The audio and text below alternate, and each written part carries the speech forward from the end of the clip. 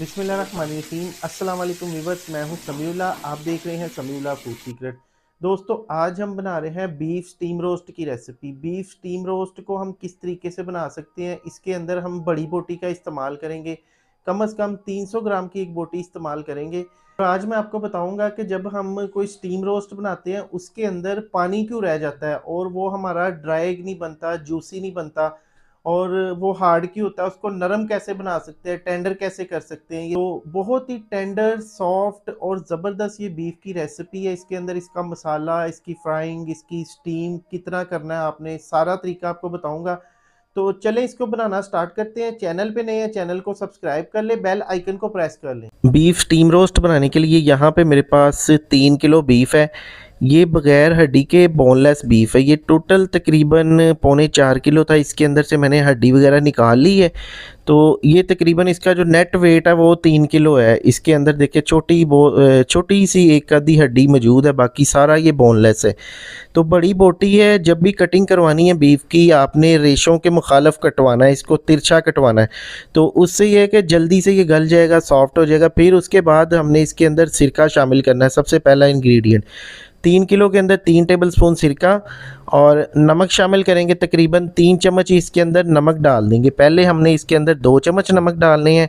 फिर हमने इसको अच्छी तरह हाथ के साथ मल लेना है, इसका मसाज कर देना है। इससे ही होगा कि बीफ के आप जैसे ही इसका मसाज कर रहे होंगे, मल रहे होंगे, तो इसका कलर चेंज होना स्टार्ट हो जाएगा। तो ये बहुत ही बेस्ट तरीका है। सबसे पहले तो बीफ हमारा अंदर से फीका रह जाता है, जब हम कोई स्टीम वगैरह करते हैं तो फीका रह जाता है, इससे फीका नहीं रहेगा। और दूसरे नंबर पे ये है कि ये मतलब टेंडर भी हो जाएगा, काफ़ी हद तक ये गल भी जाता है। तो इसको हमने तकरीबन, अगर टाइम कम है तो आधा घंटा पौना घंटा छोड़ दें, लेकिन टाइम ज़्यादा है तो कम से कम 2 घंटे इसको छोड़ें इसी तरह से रूम टेम्परेचर पे। ऊपर पंखा वगैरह चला दें। अगर बहुत ज़्यादा गर्मी है तो फ्रिज में रख दें। यहाँ पे मैंने देखे जो आखिरी चम्मच था ये भी इसके अंदर डाल दिया। साइड चेंज करने के बाद, अच्छी तरह इसका मसाज करने के बाद, फिर इसका मसाज दोबारा से करना है करके, और मैं इसको 2 घंटे का रेस्ट दूंगा ताकि ये अच्छे से गल सके, अच्छे से इसका जो नमक है इसके अंदर अच्छी तरह रच सके, और बाद में हमारा जो स्टीम है ना वो ज़बरदस्त तैयार हो। अभी देखिए जो मुझे 2 घंटे गुजर चुके हैं। 2 घंटे बाद मैंने इसका ढक्कन उठाया तो बीफ के अंदर जितना भी पानी था ना बीफ का, और इसके अंदर जितना भी ब्लड था वो सारा निकल चुका है। अच्छा, बीफ को पहले मैंने अच्छी तरह वॉश कर लिया था नमक सिरका लगाने से पहले। अभी सिर्फ इसका एक्स्ट्रा पानी निकालना है हमने और इसको रख लेना है। इसके बाद इसका मसाला तैयार करेंगे। 2 इंच का टुकड़ा अदरक का, एक बड़ा फूल मेरे पास लहसुन का, इसका पेस्ट बना लेंगे। और मसालों में हम इसके अंदर लाल मिर्च डालेंगे 3 टेबलस्पून। ये देखिए लाल मिर्च जो है ना ये मेरी इतनी ज़्यादा तीखी नहीं है, इसलिए मैंने ज़्यादा डाली है। आप इसको कम कर सकते हैं अपने टेस्ट के मुताबिक, जितना खाना चाहें। 1 टीस्पून इसके अंदर हमने डाल दिया हल्दी का पाउडर, और तकरीबन 3 टीस्पून ही इसके अंदर हम धनिए का पाउडर शामिल करेंगे। अच्छा, यहाँ पे जो मसाले हैं ना हम इसको थोड़े से ज़्यादा लगाएंगे क्योंकि बीफ हमारा अक्सर फीका रह जाता है। तो यहाँ पे 3 टेबलस्पून ही इसके अंदर हम गरम मसाला शामिल करेंगे। ये देखिए, तो इससे ये होगा कि फीका नहीं रहेगा, और जो मसाला है ना जब हम इसको अच्छी तरह से पका लेंगे तो इसका कच्चापन भी ख़त्म हो जाएगा। तकरीबन 2 चम्मच मैंने इसके अंदर कुटी मिर्च डाल दी है, और यहाँ पे इसके अंदर आधा चाय वाला चम्मच मैंने जायफल जवित्री का पाउडर डाला है। इसके अंदर थोड़ा सा 1 चुटकी फूड कलर डाल दिया। 1 टेबलस्पून इसके अंदर नमक आप अपने टेस्ट के मुताबिक डाल सकते हैं। नमक पहले भी इसको लगाया, पहले आपने चेक करना है फिंगर के साथ। अगर तो नमक बैलेंस है, कम है, तो इसके अंदर नमक डाल दें। यहाँ पे इसके अंदर लहसुन अदरक का पेस्ट मैंने डाल दिया बना के, जो आपको दिखाया था। 1 अंडा डाल दिया। तकरीबन 2 टेबलस्पून इसके अंदर टमाटो केचप शामिल करेंगे। 2 टेबलस्पून इसके अंदर मैदा शामिल कर देंगे, और यहाँ पे हमने 3 लीमू का रस इसके अंदर शामिल करना है। ये नॉर्मल साइज़ के मेरे पास लीमू है, इसको मैंने काट के इसके बीज वगैरह निकाल दिए हैं। ये लीमू इसके अंदर शामिल करेंगे, इससे टेस्ट इसका और ज़्यादा अच्छा हो जाएगा, मज़ेदार हो जाएगा। तो यहाँ पे देखिए जी, ये लीमू शामिल करने के बाद अच्छी तरह आपने इसको मिक्स करना है हाथ के साथ। अच्छी तरह सारी बोटियों के अंदर मसाला अच्छी तरह से लगाना है। और इसका जो रेस्ट है ना, ये तकरीबन हम इसको रेस्ट देंगे अभी 4 घंटे का। अगर आपके पास टाइम ज़्यादा है तो इसको फ्रिज में रख के 7 से 8 घंटे भी रख सकते हैं, लेकिन मैक्सिमम 4 घंटे इसको रेस्ट देंगे। यहाँ पे देखिए जी बीफ हमारा ज़बरदस्त, ये देखिए इसके ऊपर मैरिनेशन हो चुकी है। तो अभी इसको हम कवर करके 4 घंटे के लिए छोड़ देते हैं। फिर आपको इसकी मैं कंडीशन दिखाता हूँ। तो यहाँ पे देखिए जी अल्हम्दुलिल्लाह से मुझे तकरीबन 4 घंटे इधर गुजर चुके हैं। अभी इसका एक हम लेंगे यहाँ पे फ्राई पैन, ये नॉन स्टिक का मैंने फ्राई पैन ले लिया। इसके अंदर हम करेंगे शैलो फ्राई। तो ऑयल डालने के बाद इसके अंदर मैंने तकरीबन 3 से 4 टेबल स्पून ऑयल डाला है, बल्कि थोड़ा सा ज़्यादा है, कोई समझ ले कि आधा कप के करीब है। तो यहाँ पे हम इसके अंदर ये बीफ की बोटियाँ डाल के ना इसको हम फ्राई कर लेंगे, शैलो फ्राई करेंगे। अगर डीप फ्राई करना चाहे तो डीप फ्राई भी कर सकते हैं, वो भी मेथड ठीक है। तो मैंने कहा चलें ये कम ऑयल के अंदर हम इसको फ्राई कर लेते हैं, इससे ऑयल की भी हमारी बचत होगी और दूसरा ये है कि ये बीफ हमारा फ्राई भी हो जाएगा। तो इसका फ्राई करने का मकसद ये है कि इसके ऊपर जो ओवर मसाला है ना, एक्स्ट्रा मसाला है, उसका कच्चापन ख़त्म हो जाएगा, इसलिए इसको फ्राई कर रहे हैं। देखिए हल्का हल्का सारी साइडों से इसको हमने कलर देना है, फुल फ्राई नहीं करना। तो जब अच्छा सा खूबसूरत सा इसके ऊपर कलर आ जाए तो हम इसको निकाल लेंगे एक प्लेट के अंदर और तकरीबन 10 से 20 मिनट के लिए छोड़ देंगे इसको ठंडा होने के लिए। ये देखिए कितना खूबसूरत इसके ऊपर कलर आ गया। अभी यहाँ पे मैंने एक फॉयल पेपर ले लिया। अच्छा, यहाँ पे फॉयल पेपर के अंदर मैं सारा ही बीफ रख दूंगा। एक मैंने बड़े साइज़ का ही फॉयल पेपर ले लिया। तो कुछ लोग इसकी 1 बोटी मतलब एक एक बोटी रखते हैं इस फॉयल पेपर के अंदर, वो भी तरीका ठीक है। लेकिन अगर हमने थोड़ी सी बचत करनी है तो पूरा एक बड़ा फॉयल पेपर उतारें और इसके अंदर इसको रख दें जनाब। फिर आपको मैं अभी दिखाता हूँ। ये देखिए जो बीफ ने पानी छोड़ा है, 20 मिनट के अंदर अंदर इसने पानी छोड़ा है, ये भी मैंने निकाल दिया इसके अंदर से। और यहाँ पे हम इसको करेंगे कवर। अच्छा, यहाँ पे बहुत ख़ास स्टेप है कि इसको हमने इस तरह से पहले फ़ोल्ड करना है। फ़ोल्ड करने के बाद अब जब हम बीफ बनाते हैं, स्टीम रोस्ट बनाते हैं, तो इसके अंदर पानी आ जाता है। अक्सर लोगों का यही सवाल होता है कि यार बीफ के अंदर पानी आ गया, तो पानी क्यों होता है वो भी मैं आगे चल के आपको बताता हूँ। एक कतरा भी पानी का ना आएगा, बिल्कुल ड्राई और ज़बरदस्त ये स्टीम रोस्ट हमारा रेडी होगा। एक प्रेशर कुकर ले लेंगे, यहाँ पे इसके अंदर तकरीबन आधा लीटर पानी शामिल कर देंगे और यहाँ पे एक स्टीमर वाली मेरे पास जाली है, ये इसके अंदर शामिल कर देंगे। कुछ खड़े मसाले अगर आप इसके अंदर डालना चाहें तो डाल दें, वैसे मैंने जायफल जवत्री का पाउडर डाल दिया था। अच्छा, जो पानी है ना, पानी का इशू हमने इस तरह से ख़त्म करना है कि ये इस फॉयल पेपर के नीचे वाली साइड पे ना, मैंने अभी आपको दिखाया कि 3 से 4 हमने ना छुरी के साथ निशान लगा देने हैं, इसके अंदर सुराख कर देने हैं। तो सारा पानी जो होगा ना स्टीम का वो नीचे निकल जाएगा और बीफ स्टीम रोस्ट हमारा बिल्कुल परफेक्ट खुश्क तैयार होगा। यहाँ पे पहले आपने 6 से 7 मिनट इसको हाई फ्लेम पे पकाना है। जब ये चलना स्टार्ट हो जाए ना सीटी, तो इसको बिल्कुल लो कर देना। देखिए दानों वाली आग पे जिस तरह चावलों को दम देते हैं ना, उसी आग पे हमने इसको 1.5 घंटे के लिए पकाना है। तो इसका पानी नहीं खुश्क होगा, इसकी आपने टेंशन नहीं लेनी। बीफ का पानी खुद भी निकलता रहता है और इसके अंदर हमने पानी भी डाला हुआ है, तो पानी नहीं खुश्क होगा। 1.5 घंटे के लिए इसको आपने पकाना है। उसके बाद इसको खोलेंगे बिल्कुल हल्की आग पे, दम वाली आग पे। अक्सर लास्ट मैंने जो स्टीम बनाया था ना, उसमें लोगों के कमेंट आ रहे थे कि हमने इसको फुल आग पे पका लिया। तो जनाब वो फुल आग पे सब कुछ जल जाएगा, आपने हल्की दानों वाली आग पे पकाना है। तो आप स्टीम की कंडीशन देख सकते हैं, बिल्कुल ड्राई है। जो इसके नीचे सुराख किए थे ना, पानी नीचे निकल गया। और ये देखिए इसका मसाला, इसके जूसीज सारे पक चुके हैं। इसके अंदर मसाला बिल्कुल बैलेंस है। अभी मैंने इसको खा के पहले चेक किया थोड़ा सा, तो इसका जो मसाला बिल्कुल बैलेंस है, कोई इसके अंदर एक्स्ट्रा मसाला नहीं है। और ये देखिए कितना जूसी और ये टेंडर तैयार हुआ है।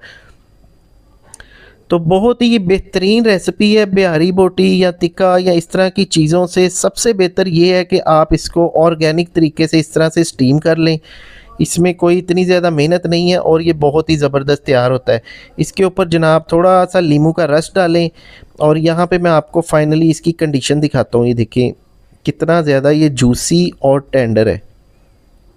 ये देखिए माशाल्लाह से हर रेशा रेशा इसका गला हुआ है, परफेक्ट है। इसके साथ धनिया पुदीने की चटनी है।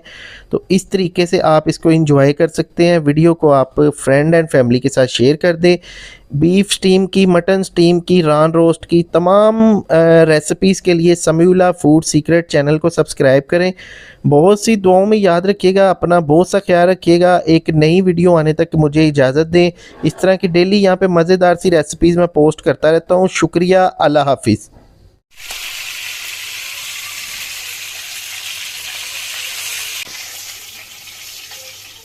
बिस्मिल्लाहिर्रहमानिर्रहीम। अस्सलाम वालेकुम व्यूअर्स, मैं हूं समीउल्लाह, आप देख रहे हैं समीउल्लाह फूड सीक्रेट। दोस्तों, आज हम बना रहे हैं बीफ स्टीम रोस्ट की रेसिपी। बीफ स्टीम रोस्ट को हम किस तरीके से सॉफ्ट मक्खन मलाई की तरह सॉफ्ट गला हुआ और इसका मसाला किस तरीके से हम तैयार कर सकते हैं, बहुत ही आसान और मज़ेदार मेथड के साथ आज आपको बीफ स्टीम रोस्ट करने का तरीका बताऊँगा। आप इसको बकरा ईद पे रोस्ट करें और अपने घर वालों का दिल जीत लें, ये इतना मज़ेदार रेसिपी है। तो इसको बनाने के लिए सबसे पहले हमने यहाँ पे बीफ लिया है, इसका वेट है 1 किलो 500 ग्राम, 1.5 किलो वेट है। और इसमें जो पीसीज मैंने लिया ना, ये मछली का पीस है, ये लेग के अंदर एक मछली का हिस्सा होता है। तो इसका मैंने एक पीस ले लिया और इसके अंदर एक नली होती, नली मैंने निकलवा दी थी। ये देखिए इस तरह इसके दरमियान में नली होती है। तो इसका जो गोश्त है ना, ये मैंने ये कसाब से ले लिया था। अब सबसे पहले इसको मैंने अभी वॉश नहीं किया, सबसे पहले इसी तरह इसके खुश्क गोश्त को ना हम कट लगाएंगे। अगर तो हम इसको गीला कर देंगे ना, तो यहाँ पे कट लगाने में हमें बहुत ज़्यादा मुश्किल होगी, छुरी नहीं चलती गीले गोश्त के ऊपर। तो यहाँ पे देखिए इस तरह से हमने इसको पहले गहरे गहरे से कट लगाने हैं, ये देखिए इस तरह से। और इसी तरह से ना हम दूसरी साइड पे भी इसके कट्स लगा लेंगे, ये देखिए इस तरह से। अच्छा, यहाँ पे कट्स थोड़े से हमने गहरे लगाने हैं, अक्सर स्टीम रोस्ट हमारा फीका रह जाता है, तो इंशाल्लाह ताला ये अंदर तक सॉल्टी होगा, फीका नहीं रहेगा। ये देखिए कट्स मैंने लगा लिए, इसी तरह से दूसरे पीस के ऊपर भी, ये देखिए। और पीस थोड़े से बड़े रखे हैं, छोटे पीस जो है ना स्टीम रोस्ट के अंदर काम नहीं देते, वो बहुत ज़्यादा श्लिंग हो जाते हैं। यहाँ पे मैंने गोश्त को 2-3 पानी के साथ अच्छी तरह धोया है और एक जाली के अंदर रख दिया था, पानी वगैरह इसका निकाल दिया।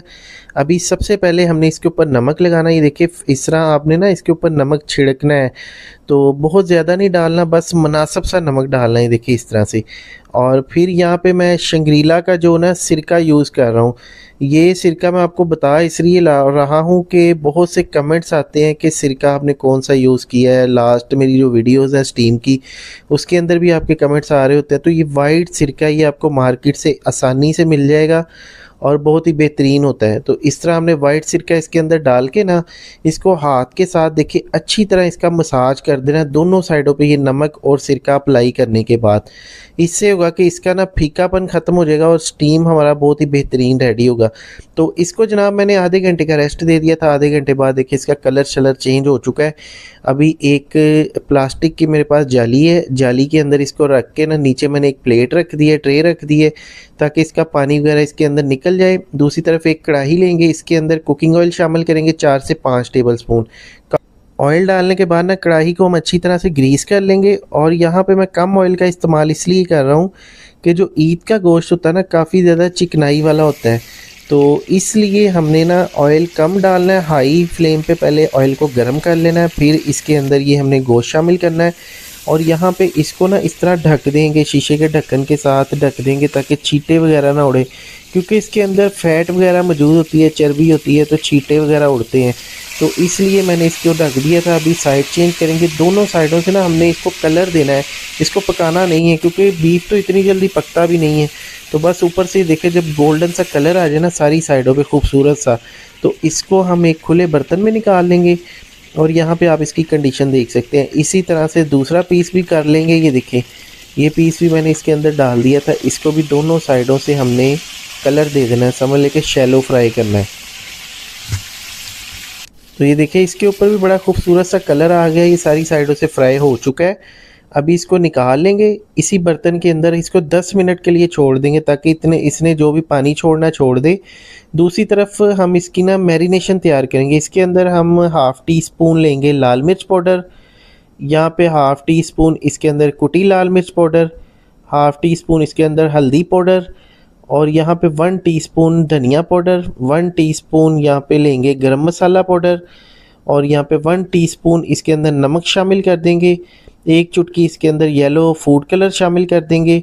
यहाँ पे 2 टेबलस्पून इसके अंदर दही शामिल कर देंगे। 2 टेबलस्पून इसके अंदर टमाटो केचप शामिल कर देंगे।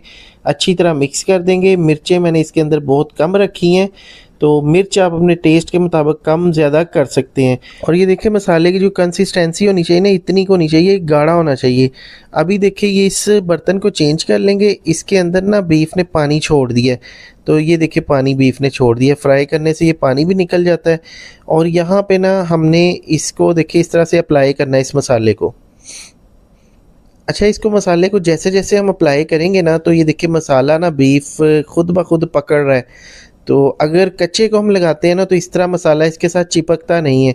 तो इसका फ्राई करने का एक तो मकसद यही होता है कि ये मसाला अच्छे से इसके चिपक जाता है, फिर उतरता नहीं है और स्टीम हमारा ज़बरदस्त बनता है। अच्छा, इसके अंदर लहसुन पेस्ट मैं डालना भूल गया था। यहाँ पे मैं पाउडर का इस्तेमाल कर रहा हूँ, पाउडर डाल लें या पेस्ट कोई भी चल सकता है। ये देखिए इस तरह से दोनों साइडों पे लहसुन का पाउडर स्प्रिंकल कर देंगे। लहसुन का पाउडर मैंने अभी रिसेंटली इसकी वीडियो बनाई है।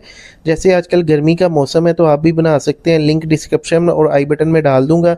ओरिजिनल तरीके से आप लहसुन का पाउडर घर पे बना सकते हैं। अच्छा, इसको मैरिनेट करने के बाद ना हमने इसको आधे घंटे का रेस्ट देना। आप पहले मसाला देख लें कितनी अच्छी तरह से इसके ऊपर चिपक चुका है।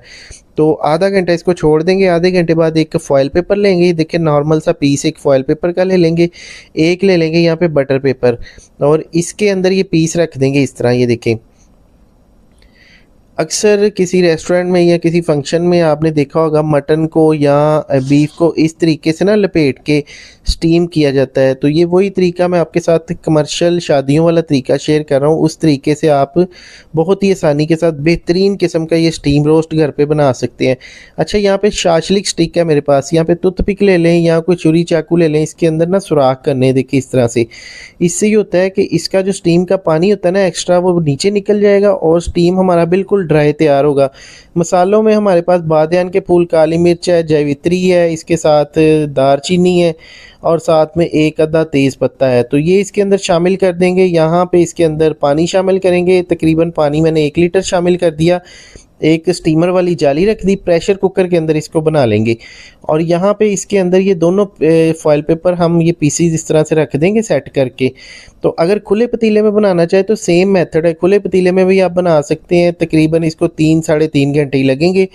अभी प्रेशर कुकर को मैंने बंद करके ना हाई फ्लेम पे पहले 10 मिनट के लिए पकाना है। जैसे ही इसके अंदर एक सीटी आए, तो जब प्रेशर कुकर समझ लें कि चलना स्टार्ट हो जाए, फ्लेम को हमने बिल्कुल लो कर देना, दानों वाली आग पे, दम वाली आग पे। 3 घंटे हमने इसको स्टीम देनी है बिल्कुल हल्की आग पे। और अभी मैं आपको ना 3 घंटे बाद इसकी फाइनल कंडीशन दिखाता हूँ। अभी 3 घंटे हो चुके हैं। अभी इसको खोलते हैं तो माशाल्लाह से देखिए धुएं निकल रहे हैं, खुशबुएं इसकी यकीन करें हर तरफ फैली हुई हैं। तो अभी इस फॉयल पेपर को खोल लेते हैं और आपको दिखाते हैं जनाब इसकी फ़ाइनल कंडीशन। ये देखिए माशाल्लाह से माशाल्लाह, ये देखें लुक्स डिलीशियस है माशाल्लाह से। कितना ज़बरदस्त हमारा स्टीम रोस्ट तैयार हुआ है। तो अभी इसको बहुत ही एहतियात के साथ उठाएंगे और प्लेट में शिफ्ट कर लेंगे, क्योंकि इतना ज़्यादा नरम है। जैसे ही आप इसको उठाएंगे ना तो ये टूट जाएगा। तो इसको आप चावल के ऊपर रख के भी मंदी स्टाइल से भी खा सकते हैं। इसके साथ आप नान, रोटी, चटनी के साथ सर्व कर सकते हैं। बहुत ही बेहतरीन ये डिश है। ये देखिए बिल्कुल हलवे की तरह, मक्खन मलाई की तरह ये गला हुआ है और खुशबुएं यकीन करें बिल्कुल एक ज़बरदस्त स्टीम रोस्ट हमारा घर पे तैयार हो गया। तो आप भी इस तरीके से किसी भी बीफ के अंदर, आप इसको किसी बीफ या मटन के अंदर बना सकते हैं। अगर मटन के अंदर बनाए तो 2 घंटे के लिए इसको स्टीम करना है। तो ये देखिए माशाल्लाह से। ये थी दोस्तों आज की हमारी वीडियो को फ्रेंड एंड फैमिली के साथ शेयर कर दें। मटन की, बीफ की तमाम रेसिपीज़ के लिए, बकरा ईद की रेसिपीज़ के लिए समीउल्लाह फूड सीक्रेट को सब्सक्राइब कर लें। शुक्रिया, अल्लाह हाफिज़।